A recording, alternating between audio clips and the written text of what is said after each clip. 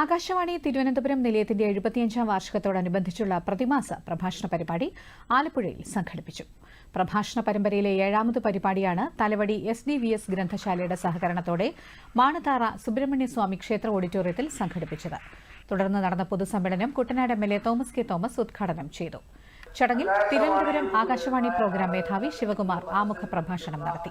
ഒരുപാട് ചിന്തകൾ ഈ വിഷയവുമായിട്ട് ബന്ധപ്പെട്ടൊന്നും എന്റെ മനസ്സിലേക്ക് കൂടി വന്നു.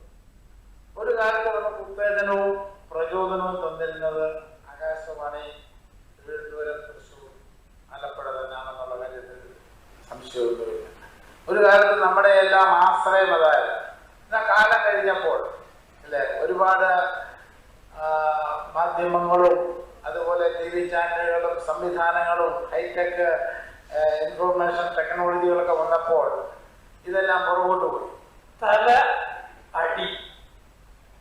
തലയ്ക്കടിക്കുകയില്ല.